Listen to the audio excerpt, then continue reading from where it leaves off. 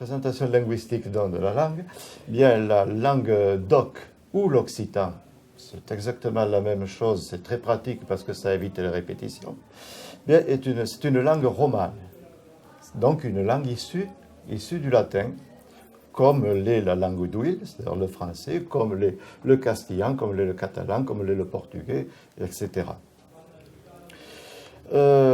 Cette langue est née à peu près entre le 6e, on va dire entre le 6e siècle et 5-6e siècle jusqu'au 10e siècle, où l'arrivée des Francs au nord de la France a modifié ce gallo-roman et accentué cette scission linguistique entre oc et oui.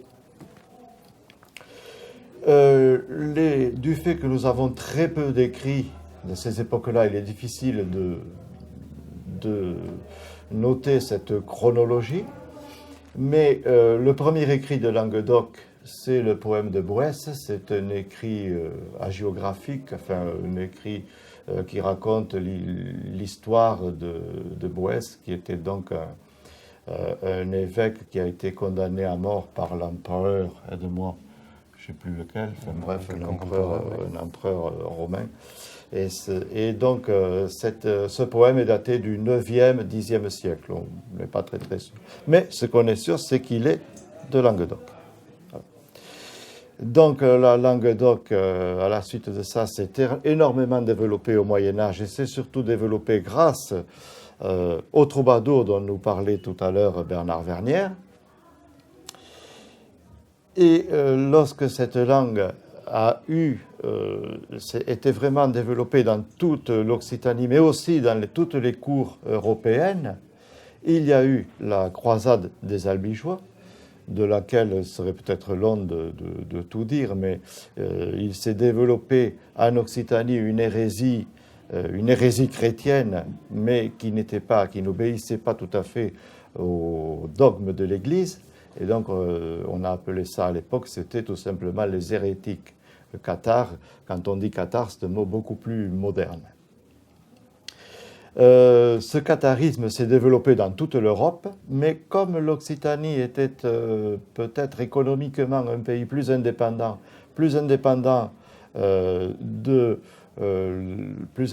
par rapport à la puissance du royaume français, plus indépendant aussi par rapport à la puissance de l'Église, il n'a pas trouvé d'obstacle, donc il a continué à se développer.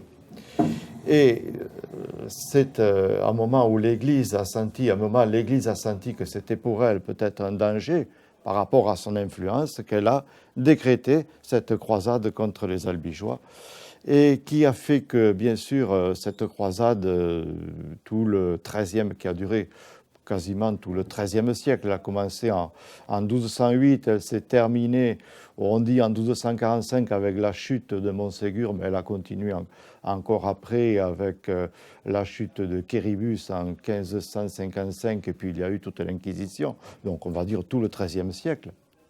Les derniers cathares ont été brûlés au début du XIVe.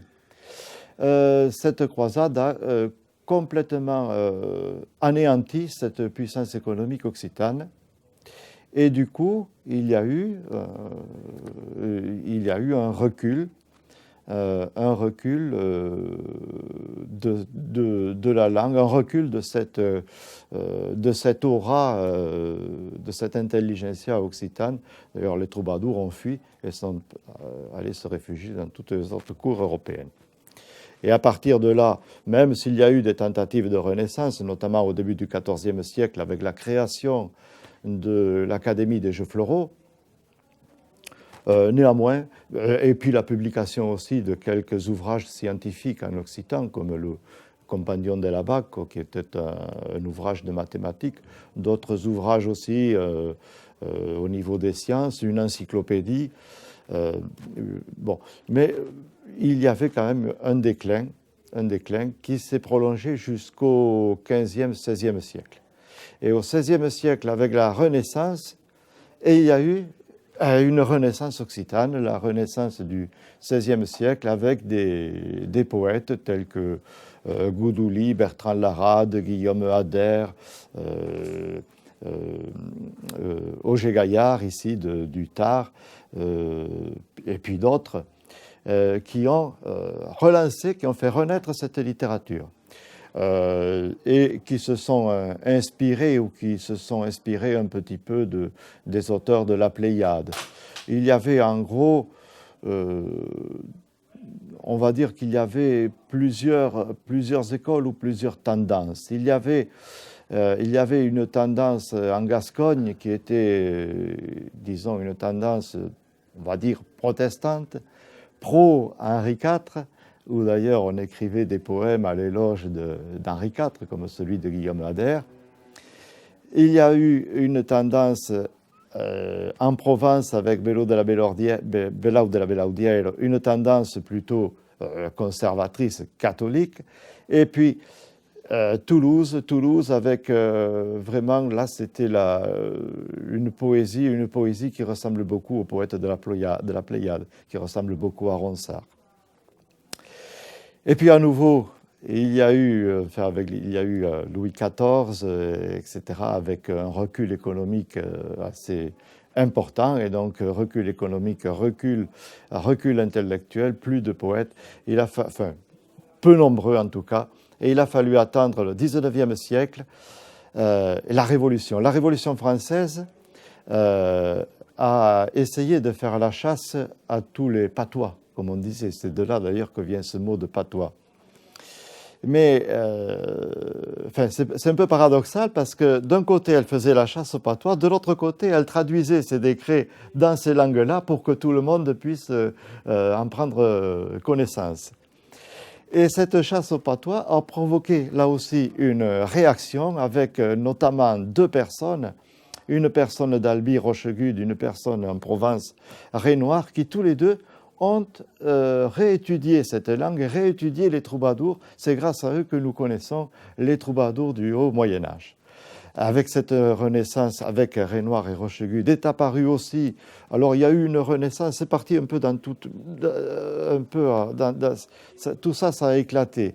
Renoir et Rochegude, qui était un mouvement un peu intellectuel, puisqu'on recherchait les troubadours. Puis il y a eu d'autres comme Jasmin, comme je ne sais plus, enfin on les appelait des poètes ouvriers, c'est-à-dire des gens qui parlaient leur langue parce qu'ils étaient fiers de la parler, et peu importe s'il y avait derrière les troubadours, on s'en fichait, on disait ce qu'on avait à dire dans notre langue. Et notamment, il y a eu un peu plus tard un poète de Marseille qui était Victor Gélu, qui est un petit peu, qui écrivait tout à fait dans le style on pourrait le comparer un peu à Émile Zola d'ailleurs. Et puis, il y a eu aussi une autre forme de renaissance d'autres poètes qui ont traduit tous les écrits de l'Antiquité. On a traduit Virgile, on a traduit Homère, on a traduit... Voilà. Et tout ça, ça a donné une espèce de terreau fertile qui a fait que, en 1854, plusieurs poètes de Provence se sont réunis et ont créé 7 exactement. Enfin, c'est ce que dit l'histoire ou la légende, parce que ils étaient 7 et ils ont créé le Félibrige. Et ils ont mis au point une graphie qui avait l'avantage, c'était une graphie qui était calquée sur la graphie française, mais qui avait l'avantage, du moins pour les Provençaux, de faire en sorte que tous les auteurs écrivaient de la même manière. Il y a beaucoup de critiques à faire sur cette graphie, puisque c'était une graphie essentiellement phonétique, qui ne tenait toujours pas compte de la grammaire. Les pluriels, par exemple, n'étaient pas marqués, ou il y avait des choses qui n'étaient pas bonnes, à mon avis, mais elle avait l'avantage de faire en sorte que tout le monde écrivait de la même manière, et de ce fait, eh bien, tout le monde pouvait lire. À partir du moment où on canalise, tout le monde pouvait lire. Voilà. à peu près. Et alors ensuite, cette renaissance philibréenne s'est poursuivie avec aussi quelques contestataires, et notamment en 1945, enfin des contestataires qui se sont développés peu après, notamment qui ont contesté cette graphie et qui ont refait une graphie, celle que nous utilisons aujourd'hui, cette graphie qu'on appelle aujourd'hui la libertine, puisque le dernier qui a mis la main à la pâte, c'était Louis Alibert. Et donc, cette graphie qui est inspirée tout à fait de la graphie des troubadours. 1945, la création de l'IEO, parce que le Félibrige donc avait eu, notamment avec le Félibrige était un peu opportuniste avec le gouvernement de Vichy. Il n'y a pas toujours eu des positions très très claires. Le maréchal Pétain, Travail, Famille, Patrie, écrivait des lettres très enflammées à divers Félibres. Les Félibres, du coup, ils étaient très fiers. Et donc, en 1945, on a mis il y a des gens qui ont mis un petit peu d'ordre là-dedans. Et on peut dire que l'IEO est un produit, non pas de la résistance, mais de la libération. Voilà à peu près, en gros, cette histoire, très vite fait, cette histoire littéraire, avec bien sûr des auteurs qui, notamment au XXe siècle, et maintenant avec le XXIe siècle, mais qui au XXe siècle, ont élargi cette littérature qui était à une époque une littérature un petit peu serré, quelquefois un peu de village. Petit à petit, on a la langue d'oc, justement, où on n'était plus prisonnier du fait que c'est une langue minoritaire, on n'est plus prisonnier de différentes écoles, et là, on peut se défouler. On peut écrire comme on veut, comme on l'imagine. C'est ce qui fait certainement un peu la richesse de notre littérature. Voilà un petit peu pour l'histoire. Pour ce qui est peut-être d'un côté plus linguistique, c'est vrai que j'avais commencé par là, et puis que je me suis laissé emporter. Oui. Ça. Sur ce que tu as dit, mais dans une histoire moins littéraire de la langue. Parce que bon, tu as fait une histoire très littéraire et très, très centrée sur cette zone-là, c'est-à-dire sur le Languedoc occidental. Effectivement, au Moyen-Âge, on a une grande littérature qui apparaît. Mais il y a aussi des usages sociaux de la langue, et tu as parlé de décadence au niveau de la littérature. En revanche, au niveau des usages sociaux, et en particulier administratifs de la langue, on ne constate pas cette décadence, au contraire. À partir du début du XIIe siècle, on a quelques exemples à la fin du XIe, on commence à voir apparaître concurremment avec le latin un certain nombre de chartes qui sont écrites directement en langue vulgaire, en occitan, comme ça apparaît au nord, mais de façon beaucoup plus rare. Les premières chartes en français apparaissent au milieu du XIIe, mais de façon très sporadique. En territoire d'oc, progressivement, on a l'impression que sont formés des scribes à l'écriture directe en langue occitane. Et c'est quelque chose qui va se développer tout au long du Moyen-Âge. Au XIIIe, XIVe et surtout au XVe siècle, on a une masse de documents écrits directement en occitan. Les arrêts du Parlement de Navarre, par exemple, sont tous en occitan. La totalité des chartes de la région d'Albi, Toulouse et du Rouergue, pour ce qui est des chartes privées, la quasi-totalité sont en occitan. Et puis, il y a aussi, quand tu parlais de Renaissance, quelque chose qui se produit avec l'installation de la papauté en Avignon. Puisque là, l'occitan va être utilisé au sein de la papauté par l'Église elle-même, d'une part comme un moyen d'édifier les fidèles.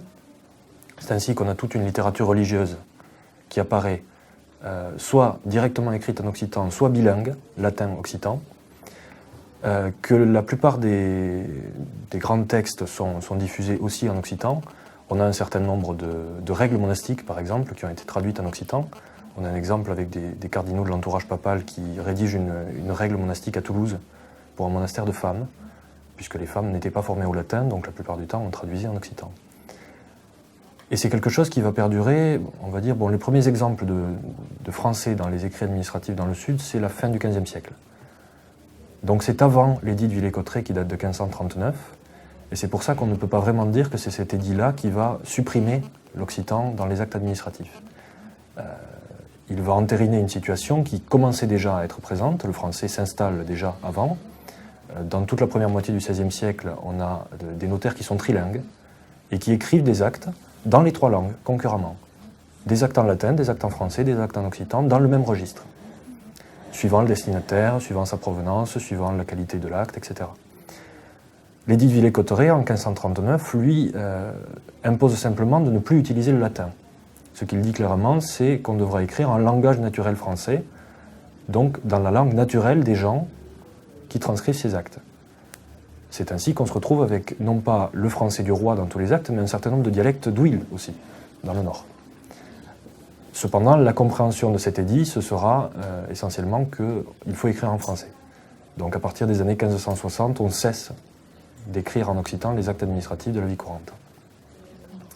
En revanche, dans l'usage social, la langue reste, d'une part parce que le petit peuple ne parle qu'occitan, donc dans les relations avec le peuple, il faut toujours parler occitan, et c'est ainsi que l'Église, après la réforme protestante, va utiliser l'occitan pour la contre-réforme, après le Concile de Trente.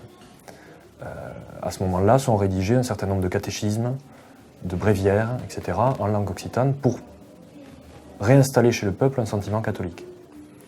Et concurremment, on retrouve des sermons, on retrouve énormément de cantiques qui sont enseignés au peuple pour leur apprendre le b.a.-ba de la religion. Donc on a des chansons énumératives, par exemple, sur les nombres. On va commencer par 1, c'est le fils de la Vierge Marie. 2, ce sont les tables de Moïse, les 2 tables de la loi. 3 sont les 3 personnes de Dieu. 4, etc. Et tout ça chanté qui permet une sorte d'instruction. En ce qui concerne le morcellement de la langue et les dialectes, c'est quelque chose qui apparaît très tôt. Enfin, qui même n'apparaît pas puisque c'est constitutif de la langue dès le départ. Comme d'ailleurs de toutes les langues européennes. Le français est morcelé en dialecte au départ. L'occitan aussi, sauf que l'occitan l'est resté. Le français aussi, on peut trouver des traces, heureusement. En ce qui concerne ces dialectes, on a 3 grands ensembles. D'une part le gascon, à l'ouest, et ensuite 2 zones qu'on a appelées occitan central et nord-occitan, qui ne tiennent pas beaucoup compte de la géographie. Ça traverse comme ça, avec une grande bande, qui sont même subdivisées en subdialectes, puis en sous-sous-dialectes, puis en parlers, et certains divisent même selon chaque village, etc., ce qui permet des études très fines. Et c'est ce que, enfin, c'est ce que disait Albert Martinet, un linguiste. Lui, Albert Martinet appelait patois parce que nous, on n'aime pas ce mot, parce qu'on trouve toujours une connotation dépréciative. Mais Albert Martinet, lui, appelait patois la forme de la langue qu'elle avait dans un village, dans un lieu très petit, dans un village. Voilà, vous voulez peut-être des exemples de... Oui, et le provençal, c'est une autre forme, c'est considéré comme le... Alors en fait, là, je vous ai donné une des répartitions dialectales, parce que les savants ne sont pas encore très... Il y a eu plusieurs théories. Donc certains ont fait des subdivisions avec, d'une part, niçois, provençal, alpin, parler du Vivarais, auvergnat, limousin, languedocien, nord-languedocien, sud-languedocien et gascon. Gascon lui-même subdivisé ensuite. Et d'autres ont essayé de regrouper ça en 3 grandes familles. Effectivement, ça se recoupe en prenant un certain nombre de traits qui sont constitutifs et qui déterminent bien. Par exemple, la palatilisation de K. Au lieu de dire la cabre, on aura la tsabre. Quelle que soit la forme, et ça se produira sur tout le domaine nord-occitan. En gros, du nord de Périgueux, en passant par Tulle, Aurillac et jusqu'à Gap, entre Gap et Digne. Donc à partir de ça, on va déterminer un domaine nord-occitan. Le gascon est toujours mis à part, parce qu'il a des traits syntaxiques propres, des traits phonétiques propres aussi. Par exemple, son incapacité à prononcer le F, le son feu, la fricative, est impossible à prononcer. Elle donne une aspiration. Au lieu de dire la feste, on dira la heste. Voilà, ensuite, il y a quelques autres traits syntaxiques qui leur ont permis ça. Cependant, il y a toujours, entre ces divers domaines, l'intercompréhension. Je vais vous donner un exemple avec plusieurs conscrits que j'ai rencontrés qui avaient fait leur service militaire, qui étaient de Toulouse, et qui ont fait leur service militaire à Nice. Et qui en sont revenus émerveillés en disant « Je terrible quelle ville, tout le monde y parle pâtés ». Tout le monde parle occitan là-bas, c'est vraiment génial. Un médecin de Toulouse aussi qui a fait son internat à Nice et qui était ravi parce que ses vieux patients ne parlaient que niçois. Et donc il pouvait leur parler toulousain Il lui répondait en niçois et tout se passait très bien. Ça introduisait un rapport entre les deux qui était assez spécifique. Bon, bien sûr, il y a des différences. Pour essayer de donner un exemple, on va essayer de prendre une phrase simple. Aujourd'hui, je suis ici pour vous parler de la Languedoc, par exemple. Ici, on dirait Avei, je suis ici pour vous parler de la Languedoc. Bon, ça, c'est le languedocien standard. En Provence, on s'y dira Ara si ici pour parler de la Languedoc. Si vous venez ici pour vous parler de la Languedoc. À Nice, en cueil, si vous quittez pour vous parler de la Languedoc. Dans les Alpes, il y a un certain nombre de parlers qui sont très très conservateurs et qui vont garder des traits phonétiques qui ont disparu depuis le XIVe ou le XVe siècle partout ailleurs. Par exemple, la prononciation du A final du féminin, le R des infinitifs, et un certain nombre de traits comme ça. Donc la même phrase, ça donnerait « En cueil, si vous ici, pour vous parler de la Languedoc ». Il y a même quelques endroits où on dit encore « hoc » pour dire « oui ». Alors que partout ailleurs, la consonne finale est tombée. Donc il y a quelques vallées très très conservatrices comme ça. Tout à fait au nord de la vallée du Var en particulier, c'est encore dans le comté de Nice, mais ce sont des parlers nord-occitans déjà. Nice pour ça est très particulière parce que c'est une ville qui a accueilli énormément de tous les côtés. Donc on y retrouve à la fois des emprunts au piémontais, au toscan, au provençal de l'autre côté, et puis elle a été sans cesse alimentée par des gavots, donc ceux qui descendaient de la montagne, et qui eux gardaient leur parler conservateur et qui donc ont insufflé ce conservatisme dans la langue niçoise. Le gascon a des substrats importants basques, ce qui fait que ça a donné une morphologie et une syntaxe différentes que partout ailleurs. Partout ailleurs, même tous les parlers qu'il nous a cités, on retrouve toujours la même morphologie, toujours la même syntaxe. C'est toujours construit de la même manière. Ce sont des lettres qui ont, enfin des consonants, des consonnes, des voyelles qui ont un petit peu évolué, mais c'est toujours pas. Le gascon, c'est différent parce qu'il y a un substrat basque, parce qu'on suppose que toute la rive gauche, je ne me trompe pas, oui, la rive gauche de la Garonne, eh bien, à une époque, était parlée partout, on parlait partout le basque. Voilà. Et c'est pour ça aujourd'hui que, effectivement, beaucoup, au niveau de cette répartition dialectale, il a raison, tout le monde n'est pas d'accord. Mais il y a une chose, c'est le gascon. Et le gascon, il a été toujours qualifié de linguaggio estran, la langue un peu étrange, parce qu'elle est très particulière à cause de ça. Et aujourd'hui, sur un plan linguistique pur, rattacher par exemple le catalan à l'ensemble occitan de manière linguistique, c'est pas du tout, c'est tout à fait clair et tout à fait. Par contre, rattacher le gascon, ça pose problème. On le rattache, je vais dire, c'est peut-être une question de culture, une question politique. Alors, mais de la linguistique pure, ça pose problème. Oui et non. Oui et non. Parce que, effectivement, il y a un certain nombre de traits propres. D'un autre côté, quand on étudie par exemple les parlers des Alpes, il y a une masse de traits propres qui fait que certains s'éloignent énormément du moyen occitan central, provençal languedocien en gros. Alors la particularité du gascon, c'est qu'il a des différences essentiellement syntaxiques. Voilà. Et là, effectivement, ça pose quelques problèmes, mais qui sont relativement limités. Ça tient à la présence d'énonciatifs particuliers. Il y a quelques problèmes de morphologie au niveau du verbe en particulier, de la morphologie verbale, mais qui sont pas beaucoup plus importants qu'avec d'autres zones d'oc. Si on prend par exemple le Nord Limousin, c'est aussi... On a parfois du mal à comprendre certaines formes. Avec un peu d'accoutumance, ça passe très bien. Mais il y a quand même ces quelques différences qui font que c'est un petit peu difficile. Comme je disais tout à l'heure, la langue d'oc est une langue romane et qui certainement a gardé des caractères romans plus marqués que le français. Une des premières choses que l'on remarque, il n'y a plus de pronom personnel sujet. C'est-à-dire je tue, il, nous vous, je tue, il, elle, nous vous, il, elle, ne se traduisent plus. Par exemple, je vais dire je parle. En occitan, je dirais parli. Le fait de dire parli, le verbe est assez fort pour que je supprime le je.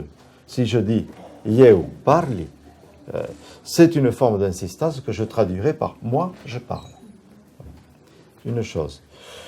La deuxième, une autre chose aussi, c'est peut-être au niveau des vocales. Il y a ce qu'on appelle des diphtongues et des triphtongues, c'est-à-dire des vocales qui se marient entre elles.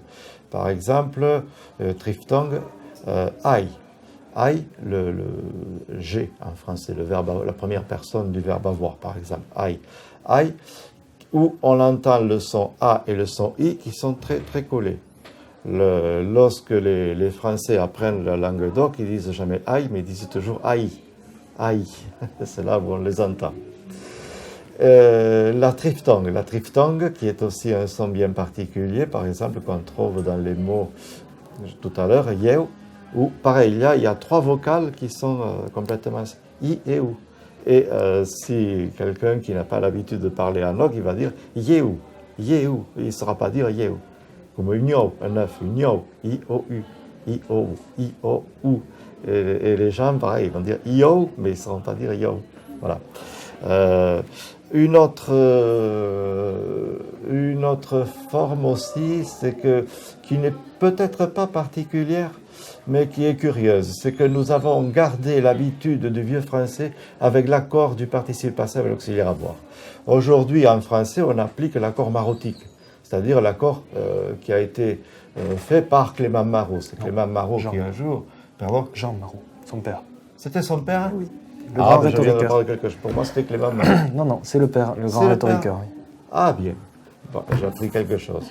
Parce que moi, c'était... Bref, enfin, et c'est lui, parce qu'il était amateur de la langue italienne, il pensait que la langue italienne était mieux que la langue d'Ouïl ou que le français, et donc il avait appliqué cet accord. D'ailleurs, Ronsard, qui a écrit bien plus tard, une cinquantaine d'années plus tard, « Mignonne, allons voir si la rose qui ce matin a déclose sa robe de pourpre au soleil, a déclose ». On a appris ça tous, mais on ne s'est jamais posé la question. C'était beau, mais pourtant, il y avait une faute. Voilà. Et en occitan, donc, nous avons, gardé cet accord. C'est-à-dire que, je m'explique, on peut le faire, on peut ne pas le faire. Si je dis, par exemple, alors l'accord, on va l'entendre, parce qu'en français, cet accord, on ne l'entend pas. Si je dis les années que j'ai passées, ou j'ai passé des années à, on ne l'entend pas. Du coup, on ne sait pas trop. En français, en oc, on l'entend. La giornata che hai passados, ados, ou hai passat dannados. J'ai passé des années, on l'entend. Et donc, je peux dire, hai crumpat une voiture. J'ai acheté une voiture. Je ne fais pas l'accord. Donc, j'insiste sur l'achat. Ce qui est important, c'est l'achat, peu importe. Par contre, je vais dire, hai crumpado la voiture de Swan. Et là, j'insiste sur l'objet de l'achat. Et donc, je fais l'accord. Ce qui est important, ce n'est pas tellement l'achat, c'est la voiture de Jean. Je ne peux pas acheter n'importe quoi. Voilà. Ça, c'est une différence. Et puis, je n'ai plus le truc, il y en a une quatrième, je ne sais plus, peut-être aide-moi. Je sens que j'oublie quelque chose aussi. Il y en a beaucoup, il y a un certain nombre de différences syntaxiques qui sont très très importantes. Par exemple, dans l'emploi des adverbes qui ne se placent absolument pas de la même façon qu'en français. L'adverbe encore, par exemple, je dirais j'ai encore fait une bêtise. En français, c'est l'ordre naturel de la chose. En occitan, on ne pourra jamais le mettre au centre. J'ai encore fait une bêtise, ce sera soit encara hai fatto une bestiaggio, qui conque papas, soit hai fatto encara. Avant, après, jamais au milieu. Pour un certain nombre d'adverbes, ça fonctionne comme ça. Le français met toujours au milieu, l'occitan le met après. De même pour la répartition des pronoms objets, objets directs et indirects, l'occitan mettra d'abord toujours l'objet direct. juste après le verbe. Ou avant, selon l'ordre de la phrase, mais toujours d'abord. Il y a un certain nombre de traits syntaxiques qu'on ne retrouve plus en français, qu'on a pu trouver dans certains dialectes d'Ouïl jusqu'au XIIIe ou XIVe siècle. Par exemple, l'emploi d'une proposition infinitive à la latine. Exactement comme en latin, où on met l'objet puis le verbe en infinitif. Des traits syntaxiques comme ça, beaucoup d'insistance d'énonciation. On va changer facilement l'ordre de la phrase pour mettre en relief, comme tu disais pour l'accord du participe passé au passé composé. Pour mettre en relief une partie de la phrase, on a une souplesse syntaxique un petit peu plus grande que ce qu'elle est devenue en français. Voilà, après, bon, on va quand même pas faire un cours de grammaire. Mais... Oui, puis aussi on a aussi toute une panoplie de préfixes et de suffixes qui nous servent à modifier et donner une grande quantité de nuances à un mot. On peut même faire carrément des mots nouveaux. Je pense à un texte de Marceau Esquieu où il décrivait un accordéoniste qui ne savait jouer de l'accordéon que debout et en dansant. Et pour ça, il disait qu'avait la caro encereizado. Il avait le visage encerisé.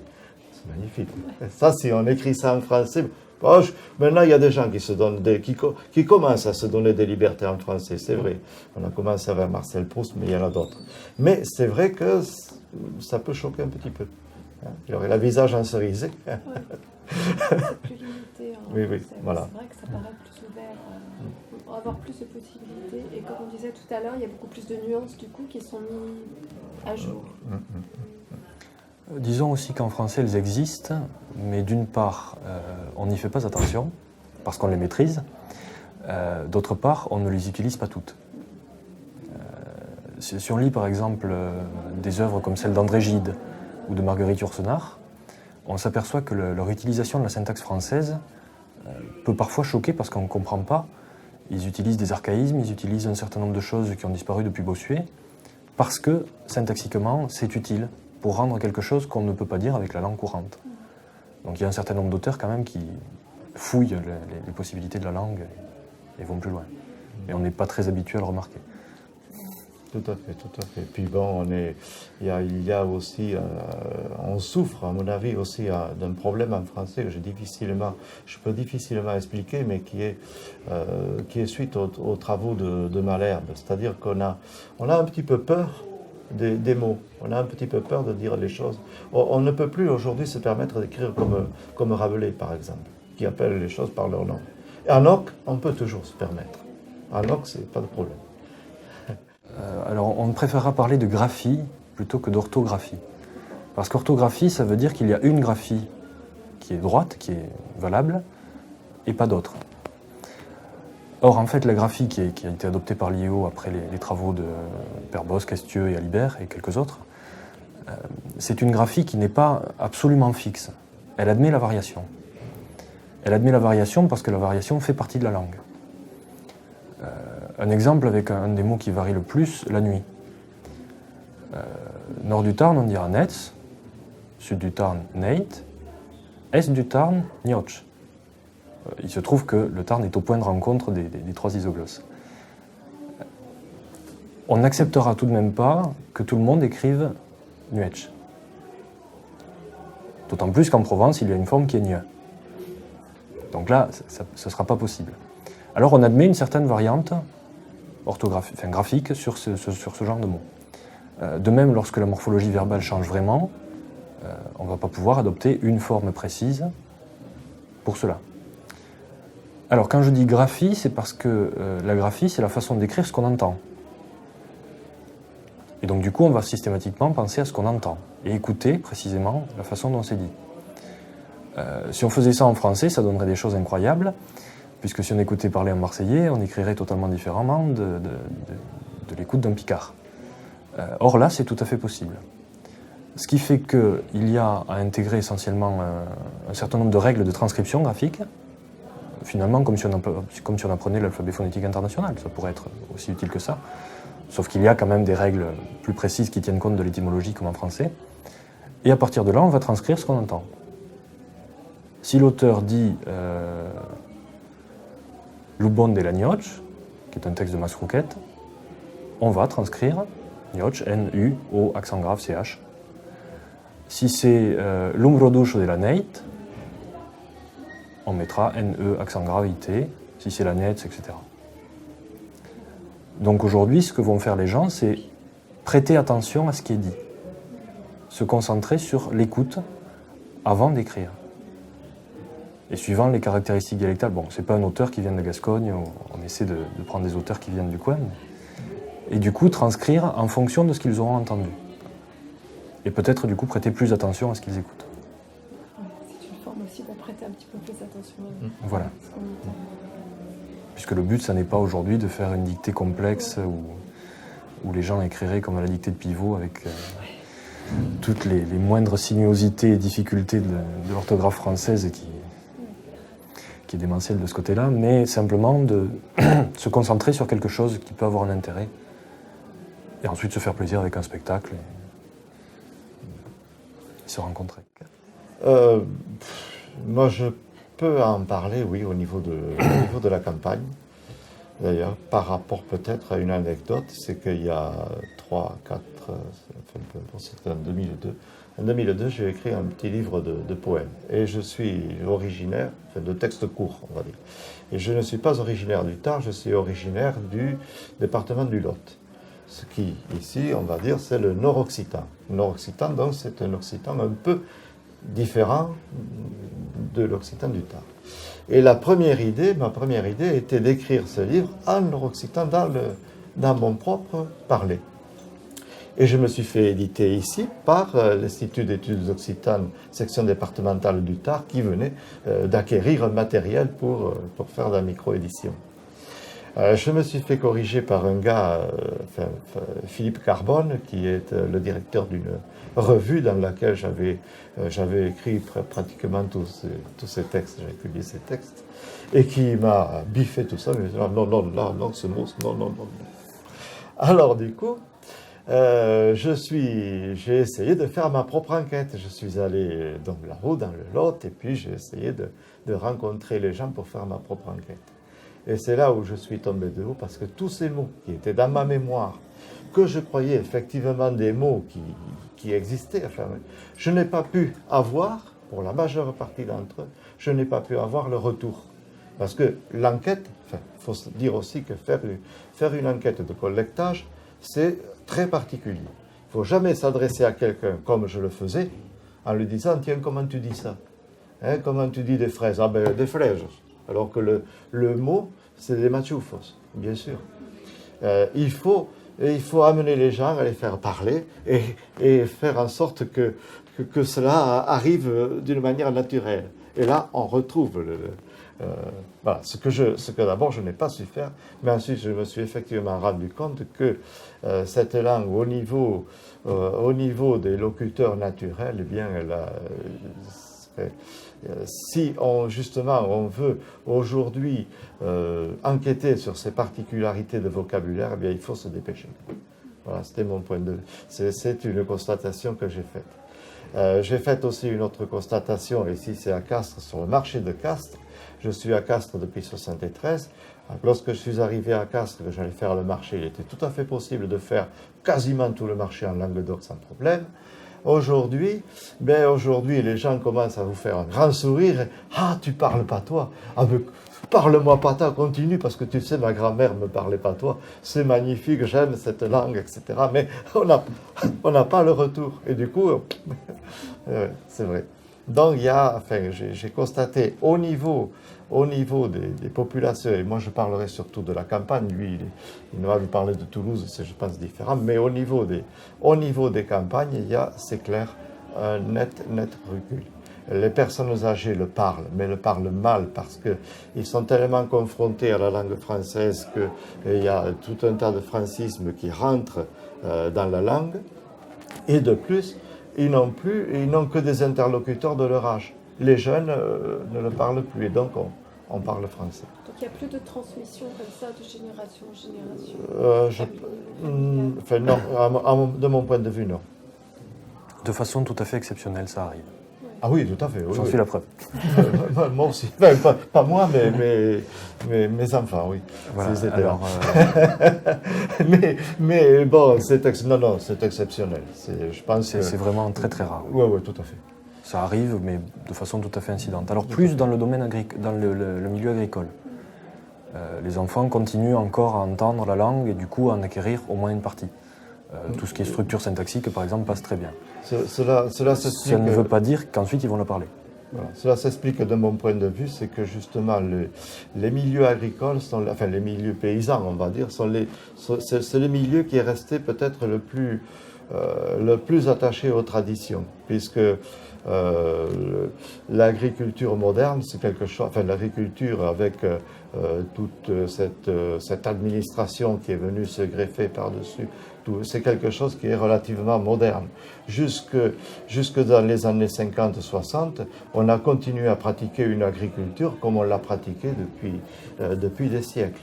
Et donc du coup, la langue et le vocabulaire sont restés jusque-là.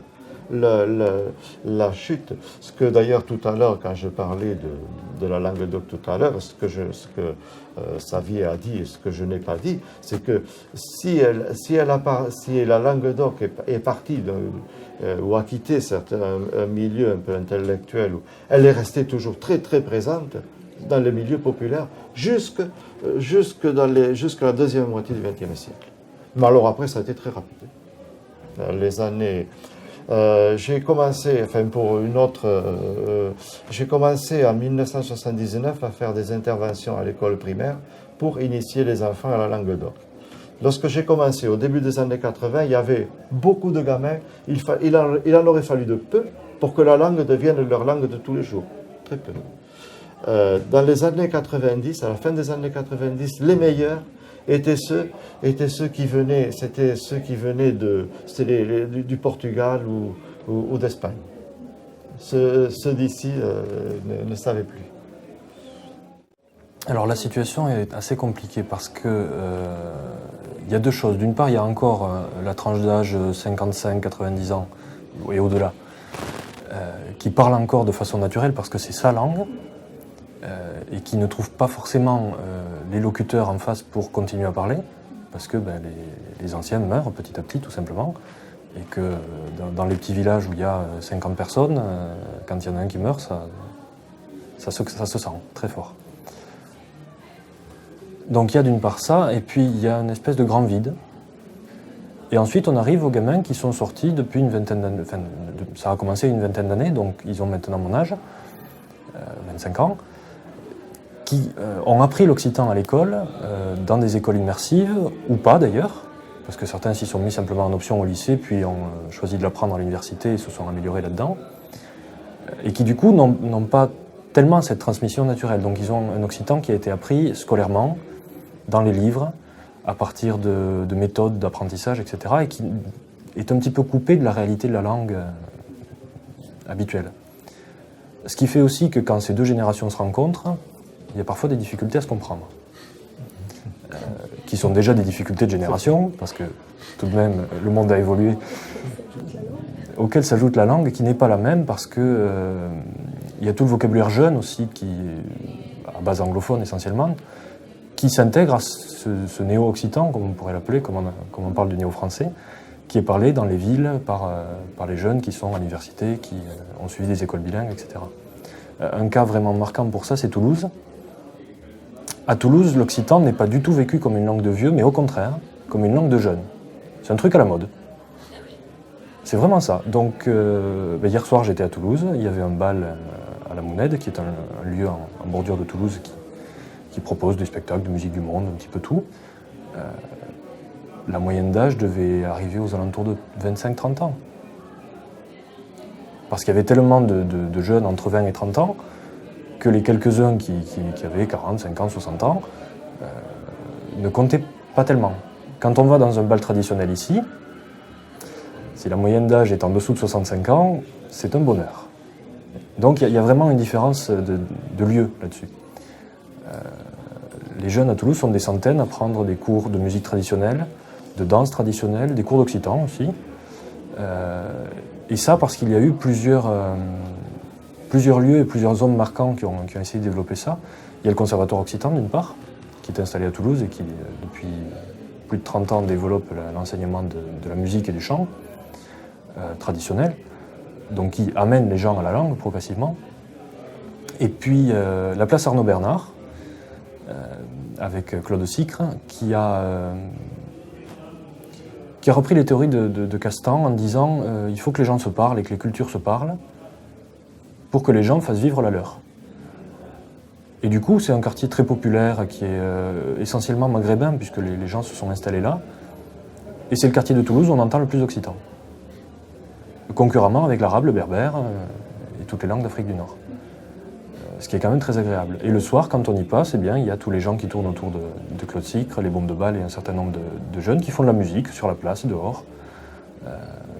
Les gens se parlent, les gens s'amusent, les gens dansent. Ils ont monté une chorale civique qui ne chante pas qu'en occitan, mais en bonne partie en occitan. Et les gens, comme ça, apprennent la langue et tout ça, ça se fait. De façon naturelle. Voilà, de façon naturelle. C'est une partie. Naturelle provoquée, mais, Oui, naturelle. mais naturelle. Et ça, c'est une particularité. Oui, c'est une particularité de Toulouse. Est-ce qu'on retrouve ce type d'initiation dans d'autres villes? Il y a un enseignement dans pratiquement toutes les villes du domaine occitan. En revanche, ce genre d'expérience a été vraiment possible qu'à Toulouse. Il y a des villes où il y a un bon nombre de jeunes qui parlent occitan, qui travaillent là-dedans, mais la mayonnaise n'a pas pris aussi bien qu'à Toulouse. À Toulouse, déjà, c'est la deuxième ville étudiante de France. Pour une agglomération d'à peine 1 million d'habitants, on a plus de 100 000 étudiants. Ça fait quand même un habitant sur 10. C'est énorme. Et puis surtout, l'agglomération fait 1 million d'habitants, mais la ville elle-même n'en fait que 350 000 et les étudiants vivent en ville. Ils ne vivent pas au dehors. Donc tout le centre-ville est excessivement jeune, excessivement dynamique, il n'y a que des jeunes à Toulouse. C'est vécu comme une langue de fête. Il y a en fait très peu d'étudiants à la fac d'Occitan à Toulouse. Par rapport au nombre de gens de jeunes qui le parlent et qui le pratiquent en dehors. On a parlé tout à l'heure de ces formes dialectales de l'occitan. Si on l'apprend à l'école, on tend de plus en plus à diminuer ces différences dialectales et à apprendre de plus en plus ce qu'on appelle un occitan standard, c'est-à-dire une sorte d'occitan passe-partout. Et ça, déjà, entre un locuteur naturel qui va vous parler un ordre bien marqué et cet occitan-là, il y a une grande différence. De plus, les locuteurs naturels, comme je vous disais tout à l'heure, c'est souvent des gens qui sont issus de ce milieu paysan et de l'agriculture, avec un vocabulaire très spécifique de leur métier, alors que les jeunes, eux, ils vont être plutôt attirés par la musique, l'informatique, enfin des choses que les anciens ignorent complètement.